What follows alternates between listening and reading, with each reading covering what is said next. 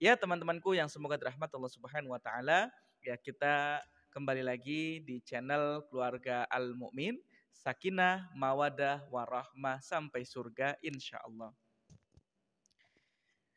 Teman-teman, dalam video kali ini ya kita akan membahas masalah-masalah tentang keluarga tentunya. Ya, kali ini kita akan membahas tentang bagaimana komunikasi itu terjaga ya. Bagaimana komunikasi itu agar terjaga antara keluarga kita.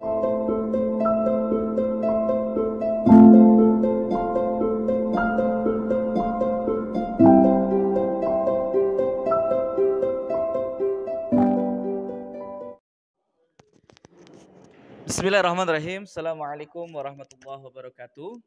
Innal hamdalillah, segala puji bagi Allah Azza wa Jalla yang alhamdulillah jikalau kita masih bernafas, jikalau kita masih bisa melihat, jikalau kita masih bisa makan yang sudah Allah ciptakan, itu adalah nikmat yang harus kita syukuri. Allahumma sholli ala Muhammad, dan semoga sholawat tetap tercurah limpahkan kepada Nabi kita Nabi Muhammad Sallallahu Alaihi Wasallam, dan semoga sholawat tetap bersambung kepada keluarga beliau, kepada para sahabat, kepada para tabi'in yang mana rela mengorbankan harta, jiwa dan raganya agar agama Islam sampai saat ini. Amma ba'du. Ya teman-temanku yang semoga dirahmati Allah Subhanahu wa taala, ya kita kembali lagi di channel Keluarga Al Mukmin, Sakinah, Mawadah, Warahmah sampai surga insyaallah. Teman-teman, dalam video kali ini ya kita akan membahas masalah-masalah tentang keluarga tentunya. Ya, kali ini kita akan membahas tentang bagaimana komunikasi itu terjaga ya. Bagaimana komunikasi itu agar terjaga antara keluarga kita. Teman-teman, oke, di video ini pertama saya akan menjelaskan tentang komunikasi ya. Komunikasi itu adalah interaksi antara satu orang atau berkelompok yang tujuan dari komunikasi itu adalah untuk supaya pesan itu tersampaikan gitu. Jadi tujuannya itu supaya pesan itu tersampaikan, yaitu yang dibutuhkan adalah alat komunikasi. Alat komunikasi ini yang akan membuat sebuah keluarga itu akan menjadi sakinah, mawaddah, warahmah atau tidak gitu. Karena banyak keluarga-keluarga yang tidak memahami apa itu komunikasi gitu ya.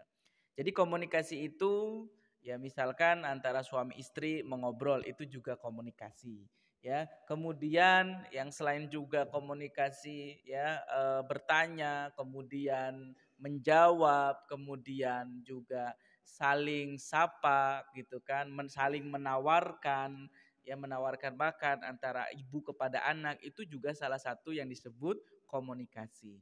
Ya, jadi komunikasi ini sekali lagi bahwasanya alat untuk bagaimana supaya antara keluarga ini terjaga. Banyak kasus-kasus yang sudah saya tangani klien-klien saya yang sudah saya tangani itu ketika keluarga itu terjalin ada suami, ada istri, kemudian ada anak, tetapi komunikasinya itu tidak terjaga. Nah, maka kalau misalkan komunikasi itu tidak terjaga, akan muncul banyak permasalahan. Ya, permasalahan-permasalahannya bisa tentang nantinya masuk ke pola asuh, kemudian juga anak malas untuk bersekolah, kemudian juga anak tidak ingin ada motivasi untuk berprestasi. Ya, untuk itu beberapa kita akan urai bagaimana kita itu membangun komunikasi antara keluarga kita. Teman-teman dimanapun Anda berada, yang pertama selain komunikasi, macam-macam komunikasi yang bisa kita lakukan. Yang pertama adalah komunikasi secara verbal. Ya, sekali lagi yang pertama selain tadi komunikasi secara umum, nah kita akan lebih mengkerucutkan. Yang pertama adalah komunikasi secara verbal. Komunikasi secara verbal ini sebenarnya dalam ini ya kita berbicara tentang apa istilahnya alat untuk pendidikan. Ingat ya, jadi komunikasi itu adalah sebuah alat ya apa untuk mendidik. Ya, karena dari komunikasi ini ya akan memunculkan ya misalkan ketika anak ingin menjadi seorang apa, seorang penghafal Quran atau mungkin juga seorang yang apa sukses baik itu tentang bisnis dan yang lainnya pasti dimulai dari komunikasi. Ya komunikasi verbal ini dengan ucapan ya. Komunikasi verbal ini dengan ucapan ketika kita ya menyuruh anak untuk ya anak nak jangan makan sambil berdiri. Itu masuk ke dalam pendidikan. Ya, pendidikan akhlak.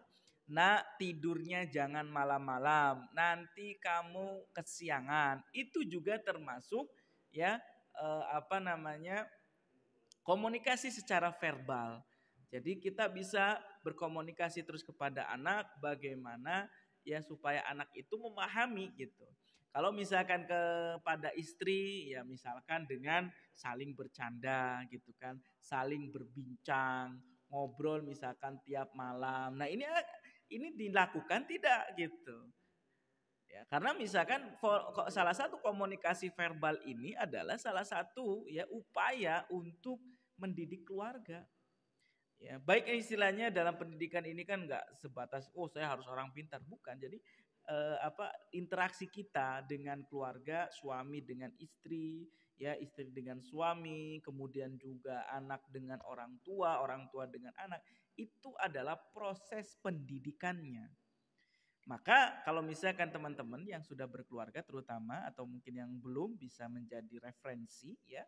Kalau misalkan kita itu harus sering seperti itu. Jadi jangan sampai seorang suami itu hanya sekedar alat untuk mencetak uang, jangan ya. Jadi anggapan bahwa pokoknya suami kalau sudah memberi nafkah segala macamnya udah selesai gitu. Terus pulang pergi tidur segala macam, kerja tidur. Itu komunikasi yang tidak baik. Ya, maka ya yang harus dilakukan oleh suami, oleh istri juga harus munculkan komunikasi verbal, saling nanya dan sebagainya. Ya, teman-teman yang semoga dirahmati Allah Subhanahu wa taala. Selanjutnya ya, dalam video ini juga saya akan menjelaskan tentang bagaimana komunikasi nonverbal itu. Ya, bagaimana komunikasi nonverbal. Ya, ada komunikasi verbal, ada komunikasi nonverbal. Verbal itu ucapan, nonverbal itu bukan dengan ucapan. Ini juga harus dipahami oleh orang semua komponen keluarga ya. Jadi semua harus dipahami oleh komponen keluarga. Komunikasi nonverbal ini biasanya juga harus kita pahami. Jadi jangan cuek-cuek bebek ya. Atau sabodo teuing ya. Yang penting saya sudah jadi bapak, Kak, sudah ngasih uang, sudah ngasih pendidikan, kamu mau benar mau enggak, itu juga jangan seperti itu. Maka ketika kita ingin memahami keluarga kita ya, salah satu dengan bahasa komunikasi nonverbal itu juga bisa kita lakukan. Ya, komunikasi nonverbal ini kawan-kawan, ya yang pertama tentunya dengan misalkan ya kita lagi ngobrol gitu, kemudian ada yang tidak setuju. Nah, kita akan bisa melihat dari tatapan wajah orang yang sedang kita ajak bicara. Contoh orang tua. Misalkan kita pengen punya rencana anu kemudian orang tua dengan melihatnya aduh gitu kan. Atau mungkin gitu. Nah, itu sebenarnya ada kesan ya ketidaksetujuan misalkan. Ya, jadi orang tua seakan-akan tidak setuju dengan pendapat yang mungkin kita sampaikan, keinginan atau cita-cita yang ingin kita capai. Itu kita harus mengerti itu. Kemudian juga ketika misalkan istri ya kita ngobrol gitu, ngobrolin masalah ya apa bisnis segala macam, kemudian istri tiba-tiba diam, istri tiba-tiba cemberut, istri tiba-tiba ya istilahnya apa berubah apa sekarang apa bukan karakter ya, tapi si misalkan tadi nyuci piring diem ya. Kemudian kalau misalkan dia nyuci baju tiba-tiba diem. Itu harus kita pahami, baik itu kita sebagai seorang anak ataupun sebagai seorang suami. Oh berarti ada yang salah nih dari saya. Maka cari gitu. cari apa yang salahnya. Jadi jangan didiamkan aja, istri cemberut diemin, itu jangan. Kemudian juga nonverbal itu juga misalkan tiba-tiba nangis, ya anak tiba-tiba nangis, ya kemudian dianggapnya baik-baik saja, itu mustahil karena ini adalah bahasa komunikasi nonverbal menunjukkan bahwasanya istri ataupun siapapun lah di keluarga kita tiba-tiba nangis itu tidak baik-baik saja.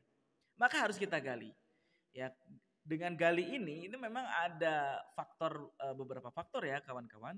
Ya, misalkan ada yang susah ngobrol, itu sebenarnya awal mulanya itu komunikasi nonverbalnya itu nggak jalan. Komunikasi verbalnya nggak jalan sehingga muncullah ya komunikasi nonverbal gitu. Jadi ketika komunikasi verbalnya nggak jalan, akan muncul masalah dan akan menjadi komunikasi nonverbal. Gitu ya.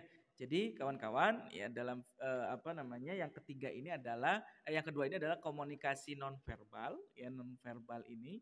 Jadi dengan kita itu melihat anak kita, istri kita atau siapapun tiba-tiba nangis dan yang lainnya, berarti dia sedang bersedih gitu ya. Teman-temanku yang semoga dirahmati Allah Subhanahu wa taala, terutama di grup ya, istilahnya dimanapun ya yang sedang melihat video saya ini.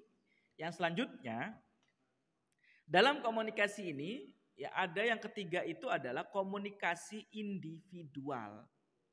Jadi ada komunikasi individual.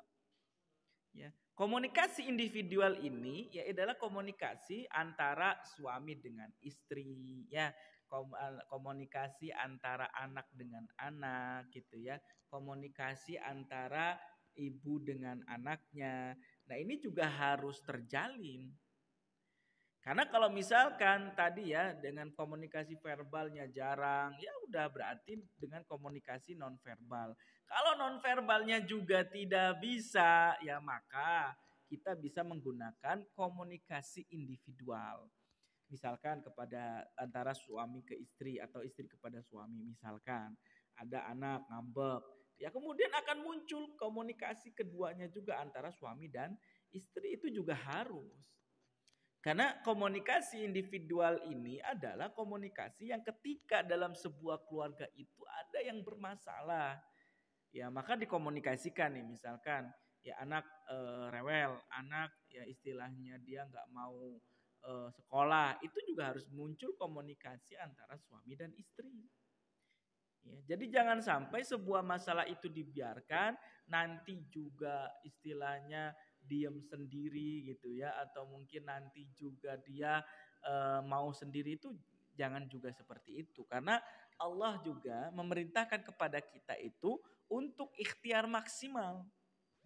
Ya, maka kawan-kawan ya ketika misalkan kita sudah istilahnya komunikasi verbal sudah tidak jalan, komunikasi nonverbal juga tidak jalan, maka harus komunikasi individual harus dijalankan. Ya, komunikasi individual ini juga dengan tata caranya ya, misalkan ya antara suami istri membahas anak atau mungkin anak kepada orang tua gitu. Jadi jangan sampai kita diam-diaman saja tiba-tiba apa ya malah muncul masalah. Ini yang akan menjadi konflik-konflik yang kompleks gitu. Ya, karena dengan 3 prosesnya saja kita ada tahapannya sudah tidak eh, tidak terurai, tidak istilahnya tidak terjaga gitu. Maka muncullah pertengkaran antara suami dan istri, pertengkaran antara orang tua dan anak. Akhirnya anak kabur, anak misalkan sudah kerja tidak mau kumpul dengan keluarga. Itu memang efek dari komunikasi-komunikasi yang tidak terjalin dengan ya istilahnya baik gitu. Ya, maka salah satu ya komunikasi ya misalkan tidak bisa verbal, maka kita bisa non verbal. Kalau non verbal ternyata tidak bisa jadi terselesaikan, maka dengan komunikasi ya antara individual, yaitu antara suami dengan anak, anak dengan suami ya. Jadi ini juga bisa dilakukan oleh keluarga. Ya, bagi teman-teman yang mungkin sudah menikah atau sudah mempunyai keturunan, jadi komunikasi ini juga harus dilakukan. Nah, kemudian ya, kalau misalkan komunikasi tidak dilakukan, teman-teman, tentunya akan muncul masalah-masalah yang lainnya. Ya, teman-temanku yang semoga dirahmati Allah Subhanahu wa taala dimanapun teman-teman berada.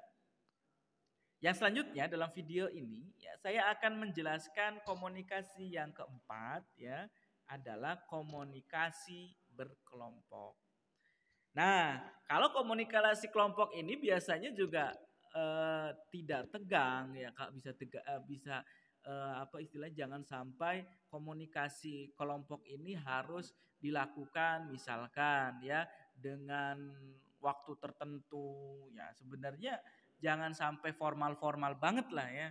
Jadi komunikasi kelompok ini biasanya kita juga harus dijalin ya, bukan hanya istilahnya kalau apa komunikasi individual ya tetapi harus komunikasi kelompok juga harus terjalin.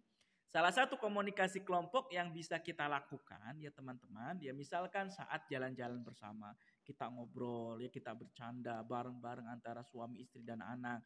Nah ini adalah salah satu cara kita menjaga komunikasi secara kelompok. Ya, karena kan ada ya beberapa gap-gapan ya, misalkan adik dengan kakak sendiri-sendiri, ya ini komunikasi kelompoknya juga belum terjalin. Maka dengan cara menumbuhkan komunikasi kelompok dan kerukunan keluarga gitu. Keluarga Samara itu bukan tentang suami istri saja tetapi juga dengan anak, maka harus kita pupuk, kita tanamkan. Nah, misalkan nanti ya jangan jalan-jalan, kita bercanda, kita ngobrol itu juga harus ada intensitas apa harus ada mungkin berapa kali ya. Kalau misalkan jalan-jalan itu ya dirasa mahal, ya sebenarnya jalan-jalan itu nggak harus mahal ya.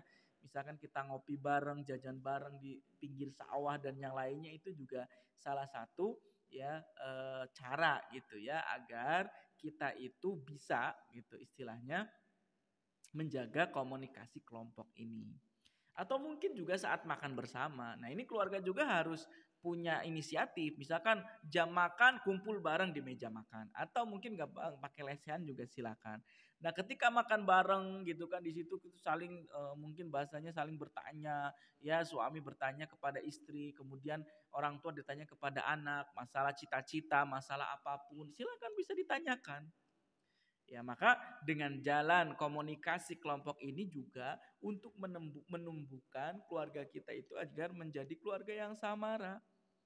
Jadi komunikasi juga bukan sekedar ya makan belum, itu memang salah satu gitu ya. Tapi yang dimaksud komunikasi yang terjaga itu adalah semua komponen yang ada di keluarga itu saling bertautan, saling berpengaruh gitu. Maka teman-teman ya yang semoga dirahmati Allah Subhanahu wa taala. Jadi pertama ada komunikasi verbal, komunikasi non verbal, kemudian ada komunikasi individual dan juga ada komunikasi berkelompok.